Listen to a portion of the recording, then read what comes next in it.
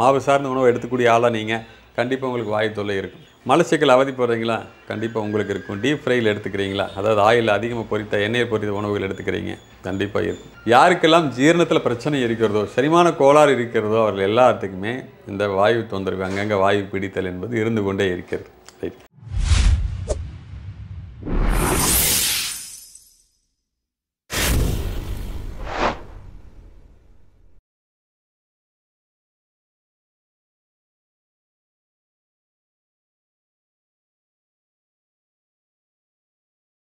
வணக்கம். இப்போ வந்து பார்த்தீங்கன்னா உணவு பழக்க வழக்கங்கள் அப்படிங்கிறது எல்லாத்துக்குமே மாறிடுச்சு. ஒரு சாப்பாட்டை 2 நாள் 3 நாள் வச்சு சாப்பிட்றது, இல்லை ஃப்ரிட்ஜில் வச்சு சாப்பிட்றது, இந்த மாதிரி தவறான பழக்க வழக்கங்களால கேஸ் அப்படிங்கிறது வயிற்றில் வந்து அதிகமாக உற்பத்தி ஆகுது. இதுலேருந்து நம்ம வந்து விடுவிச்சுக்கிறது எப்படி, அதை பற்றி கொஞ்சம் தகவல் சொல்லுங்கள். அன்பே சிவம், நான் உங்கள் மெய்யரி சுகுமார்.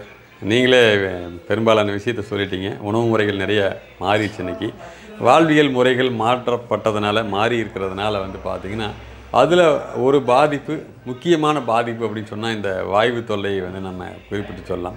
இப்போ இந்த வாய்வு தொல்லை அப்படின்னா என்ன, இது ஏன் வருது அப்படிங்கிறத நம்ம புரிஞ்சுக்கிட்டோம் அப்படின்னா மேற்கொண்டு இதை வராமல் பார்த்துக்க முடியும். இப்போ வாய்வு தொல்லையில் பாதிக்கப்பட்டிருக்கிறவங்களுக்கான சொல்யூஷனும் நம்ம கடைசியில் நம்ம சொல்லிடலாம். ஓகேங்களா? இப்போ இந்த வாய்வு தொல்லை அப்படின்னா என்னன்னு கேட்டிங்கன்னா, ஒரு உணவு வெளியில் வந்து இப்போ ஒன்றும் இல்லை, ஒரு மாவு அரைச்சி வச்சுருக்கோம், இட்லிக்கோ தோசைக்கோ ஏதோ ஒரு மாவை அரைச்சி வச்சுருக்கோம். ஒரு நாள் பார்க்குறோம், அரைச்சி வச்ச மாவுலேருந்து அப்படியே ஒரு நொதித்தல் உண்டாகிட்டே இருக்குது, ஃபெர்மெண்டேஷன் உண்டாகிட்டு இருக்குது. 2வது நாள் பாருங்கள் என்னவாக இருக்கும், மேலும் அதில் வந்து இன்னும் வந்து ஒரு கெட்ட வாடையோட, ஒரு புளித்த வாடையோட அந்த நொதித்தல் இன்னும் அதிகமாகுது. குமிழ் அங்கங்கே பபிள்ஸ் எல்லாம் வர ஆரம்பிச்சிருக்கும். 3வது நாள் 4வது நாள் இப்படியெல்லாம் போகும்போது என்ன ஆகும் பாருங்கள், ஒரு மாவில் என்னெல்லாம் நடக்கிறதோ அத்தனை விஷயங்களும் அவ்வளோ கேஸ் ஃபார்ம் ஆகிட்டே இருக்குது இல்லைங்களா? அதே விஷயம் என்ன நடக்குதுன்னு கேட்டிங்கன்னா, நம்ம உடம்புல செரிமானம் ஆகாத உணவுகள்னாலையும் நமக்குள்ளேயும் அந்த வாயு பிரிதல், வாயு உற்பத்தி என்பது நடந்து கொண்டே இருக்கும். இப்போ இயல்பாகவே ஒவ்வொரு நபருக்குள்ளும், ஒவ்வொரு மனிதனுக்குள்ளும் வந்து பார்த்திங்கன்னா தசவாயுக்கள் ஆட்சி செய்கிறதுங்க. பிராணன், அபானன், சபானன், உதானன், வியானன், கூர்மன், தேவதத்தன், தனஞ்சயன், இது மாதிரி ஒரு 10 வாயுக்கள் வந்து வேலை செய்து கொண்டு இருக்கிறது. இது எல்லாமே வந்து சிறப்பாக இருப்பதனால் நம் உடம்பு வந்து அதனுடைய பணிகளை சரியாக செய்கிறது. இப்போ இந்த வாயுக்களை அதனுடைய வேலையை செய்யறதுக்கு இல்லாமல் இடைஞ்சல் பண்ணக்கூடிய வேலை யார் செய்வாங்கன்னு கேட்டிங்கன்னா, நாம் சொல்லக்கூடிய இந்த மாவு பதார்த்தங்களாக இருக்குது இல்லைங்களா? ஒன்றும் இல்லை, மாவு பதார்த்தங்கள்னு சொல்கிறத விட நம்ம சாப்பிட்ட உணவு சரியாக செரிமானம் ஆகாமல் உடம்புலையே தேங்கிச்சு அப்படின்னா அது வாயு உற்பத்தியை துவங்கிவிடும். இப்போ இன்றைக்கி நம்ம வழக்கமாக சாப்பிட்றதே பாருங்கள், இட்லி, பூரி, சப்பாத்தி, தோசை, இது மாதிரி எல்லாம் மாவு ஐட்டங்களாகவே நிறைய சாப்பிட்றோம். அப்படி தானே?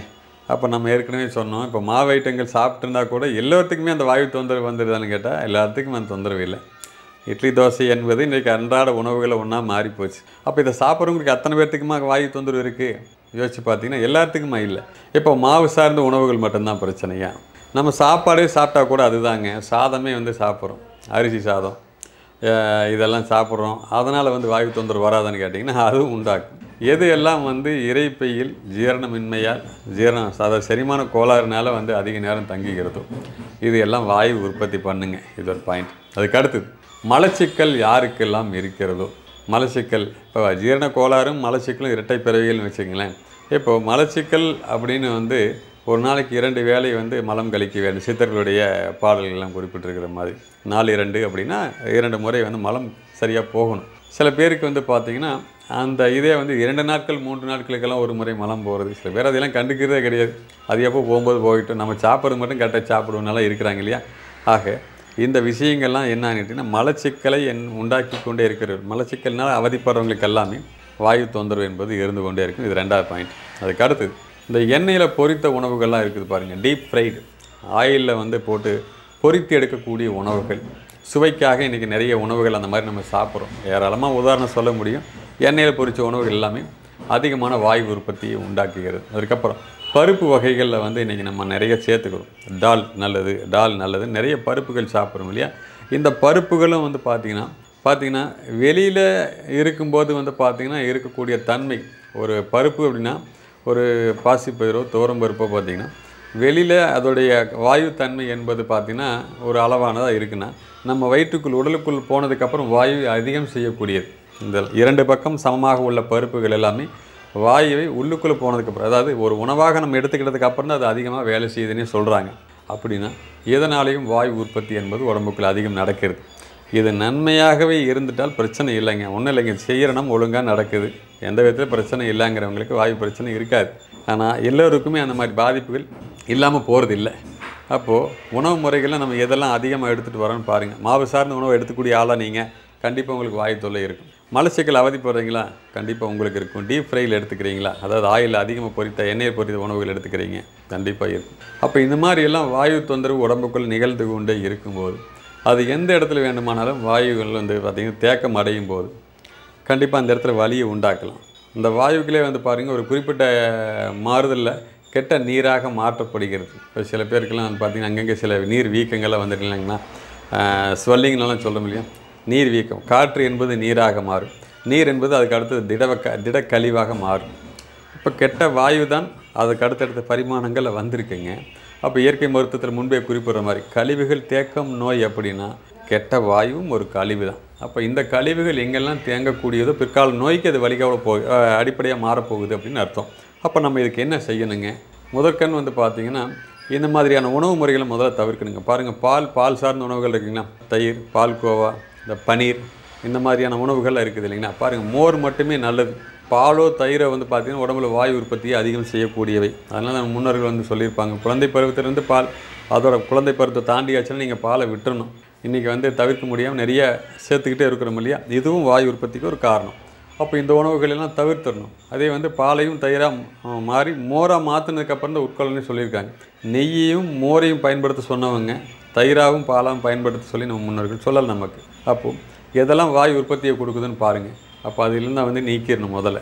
அதுக்கப்புறம் மேற்கொண்டு என்னங்க செய்யலாம்? இப்போ ஏற்கனவே வாயு தொந்தரவால் அவதிப்பட்டு கொண்டிருப்பவர்கள் என்ன செய்யலாம்னு கேட்டிங்கன்னா, ஏற்கனவே இருக்கிற வாயு தொந்தரவு நீங்கன்னா ஒரே வழி பேதி எடுத்துருது. இப்போ ஏற்கனவே 3 மாதங்களுக்கு ஒரு முறை பேதி எடுத்துக்க சொல்கிறாங்க. நிறைய வழிமுறைகள் இருக்குது பேதி எடுத்துக்கிறதுக்கு. அதை பற்றி முன்னாடி பதிவுகளை நிறைய பேசியிருக்கிறோம். விளக்கெண்ணெய் சாப்பிட்டு கூட பேதி எடுத்துக்கலாங்க, சரிங்களா. அதே மாதிரி பார்த்திங்கன்னா நிலாவரி பொடி சாப்பிட்டு பேதி எடுத்துக்க முடியும், திரிபலா சூர்ணம் சாப்பிட்டு பேதி எடுத்துக்க முடியும். நாட்டு மருந்து கடைக்கு போயிட்டிங்கன்னா விதவிதமாக நிறைய இருக்குது. உங்களுக்கு எந்த ஒன்றையாவது பயன்படுத்தி பேதி எடுத்துருங்க. இதில் உடம்புல தேங்கி இருக்கக்கூடிய பெரும்பாலான வாயுக்கள் உடம்பை விட்டு நீங்கி வெளியில் போயிடும். அதுக்கப்புறம் இன்னொன்று என்ன செய்யலாம்னு கேட்டிங்கன்னா, ஓமம் இருக்கு இல்லைங்களா, ஓம வாட்டர் கடைகளுக்கு கூட கிடைக்குங்க. நம்மளை கூட தயார் செய்துக்கலாம். வீட்டிலேயே ஓமத்தை பார்த்திங்கன்னா வறுத்து அரைத்து பொடி செய்து வைத்துக்கொண்டு அதில் தண்ணீர் விட்டு காய்ச்சணும்னா ஓம வாட்டர் அவ்வளோதான். இப்போ 1/2 லிட்டர் அளவுக்கெல்லாம் நீங்கள் ஓமம் போட்டு காய்ச்சறீங்க அப்படின்னா அதில் ஒரு 1 டீஸ்பூன் 2 டீஸ்பூன் அளவுக்கு பார்த்திங்கன்னா ஓம பொடியை நீங்கள் கலந்து காய்ச்சி வச்சுட்டிங்கன்னா அதை கொஞ்சம் கொஞ்சமாக குடிச்சு பாருங்கள். உமிழ்நீர் கலந்து கொஞ்சம் கொஞ்சமாக குடிச்சிட்டு வரீங்க அப்படின்னாலே அது என்னவா மாறும்னு கேட்டிங்கன்னா, அந்த கெட்ட வாயுக்கள் எங்கெல்லாம் தேங்கிக்க அதில் வெளியில் நீக்க ஆரம்பிச்சிடும். ஓமம் ஒரு சிறந்த ஒரு பொருள், ஏதாவது இந்த கெட்ட வாயுவை நீக்குவது. அப்போ இதையெல்லாம் பயன்படுத்திட்டு வாங்க. சொன்ன உணவுகளை அவசியம் தவிர்க்கணுங்க. ஏற்கனவே வாயு தொந்தரவு இருக்கிறவங்களும் தவிர்க்கணும். இனிமேல் வராமல் பாதுகாத்துக்கணும். அப்படிங்கிறவங்க செரிமானத்தை மேம்படுத்தி கொள்ள வழியை செய்யுங்க. அந்த பொருட்களை அளவாக பயன்படுத்தினா ஒன்றும் தவறில்லை. எது ஒன்றும் அளவு கடந்து போயிடுச்சுன்னா அதுவே பாதிப்பு தானே. அதனால் இதை புரிந்து கொள்ளுங்கள். வாயு தொல்லையிலிருந்து நம்ம விடுபட்டு நீங்கி விடலாம், ஆரோக்கியமாக வாழலாம். நன்றி, வணக்கம். ஒரு நோய் அப்படின்னு எடுத்தால் அது பல்வேறு மருத்துவ முறைகளை, இப்போ மருந்துகளோ மாத்திரைகளோ எடுத்துகிட்டு அதுக்காக சிகிச்சை எடுத்துட்டால் கூட அது நிறைய பக்க விளைவுகளையும் தான் கொடுக்குது. இலைகளையும் விதைகளையும் கொண்டு ஒவ்வொருத்தரும் தங்களுக்கான பிரச்சனைகளை, தங்களோட உள்ள போதைகளை தாங்களே சரி செய்துக்கலாங்க. நாட்டு மருந்து கடையில் போய் கூட சில மருந்துகள் மாத்திரைகள் எல்லாம் வாங்கி பயன்படுத்துகிறோன்னா அது ஒரு தாவரத்தினுடைய விதைகளாக இருக்கும், இலைகளாக, வேர், பட்டை, இது மாதிரி ஏதோ ஒன்று இருக்கும் இல்லையா. ஒரு விலையோ அல்லது விதையோ அதோடைய முழுமையாக அதோடைய பண்பு மாறாமல் நாம் சிகிச்சையாக பயன்படுத்துகிறோம். இந்த விதை சிகிச்சை மற்றும் இலை சிகிச்சையில் கைகளை ஒட்டி வைப்பதன் மூலமாகவே பல்வேறு நோய்களை நாம் பக்க விளைவுகள் இல்லாமல் அவரவர் பிரச்சனை குணப்படுத்திக்கிறதுக்கான ஒரு அருமையான வழிமுறைங்க. நாம் எந்தெந்த இடத்துல எந்தெந்த இலையை அல்லது விதையை பயன்படுத்தினா என்ன பாதிப்பை நம்ம சரி செய்ய முடியும் அப்படிங்கிறது நாம் தெரிஞ்சுக்க முடியுங்க. இது ஒரு அருமையான வகுப்புங்க. வரக்கூடிய ஜனவரி மாதம் 24, 25, 26 ஆகிய 3 நாட்களுங்க. தினமும் இரவு 7 மணியிலிருந்து 9 மணி வரைக்கும் ஆன்லைன் வகுப்பாக நடைபெற இருக்குங்க. இந்த ஆன்லைன் வகுப்பில் நீங்கள் பங்கேற்க கீழ்காணும் தொலைபேசி எண்ணில் உங்கள் பெயரை அழைத்து பதிவு செய்து கொள்ளுங்கள். இந்த வகுப்பிற்கான கட்டணம் ரூபாய் 1000. இந்த வகுப்பில் பங்கேற்று பலன் பெற உங்கள் அனைவரையும் அன்புடன் வரவேற்கிறேன்.